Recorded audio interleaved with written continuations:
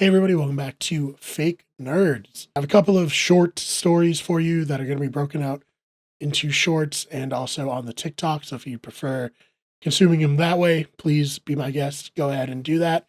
But if you want to check out the full video, here we go. Don't expect a Dead Space 4 anytime soon. But that isn't for lack of trying, at least from the original creators of the game. In an interview with gaming YouTuber Dan Allen on his channel, Dan Allen Gaming, Glenn Schofield admitted that in the wake of the Callisto Protocol, a spiritual successor to Dead Space, underperforming, he pitched EA on a sequel to Dead Space 3 alongside Brett Robbins and Christopher Stone, but ultimately the pitch was rejected. Here's what Schofield had to say. We tried, actually, the three of us. Yeah. What do you We mean? tried Dead Space 4. You're kidding. Don't say that. All three of us sat there and watched it. Yeah, I mean, we're talking this year. Yeah. And what? They didn't budge. Well, we didn't go too deep. They just said, "No, we're not interested right now. We appreciate it, blah blah blah." And we know who to talk to, so we didn't go take it any further. And we respect their opinion. They know their numbers and what they have to ship and all that. So yeah, the industry's. If you're a fan of Dead Space, this is probably not the news you wanted to hear on Christmas of all days.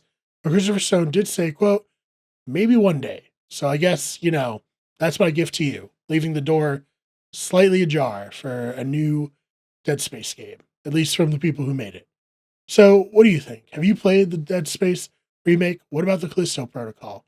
Let me know your thoughts in the comments. If you're at all plugged into sports video games, you already know the release of College Football 25 was huge.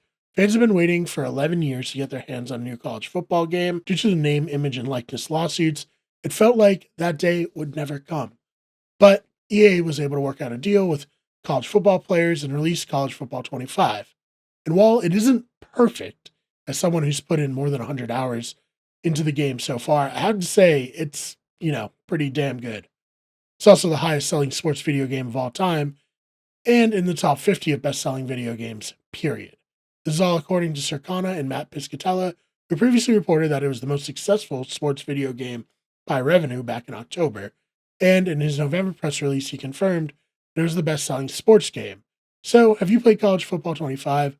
What would you like to see in College Football 26?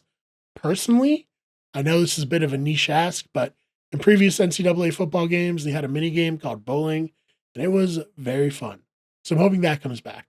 And, maybe historic teams, though I know that can be difficult. Granted, they do have historic players in Ultimate Team. Anyways, let me know your thoughts in the comments. Finally, the public reputation of Helldivers 2 is always up and down. It's hard to keep track. So, fresh off the heels of a new announcement and introduction of a new enemy type, the Illuminate, something that revitalized interest and brought back players in droves, they had to balance that good publicity out with something bad, a collaboration with Killzone. It's not the collaboration itself, but the cost to access it. Since launch, Helldivers has offered players war bonds that can be bought with premium currency. They're kind of like, battle passes. You don't need the war bonds, but if you purchase them, you can get access to new weapons and armor, among other things.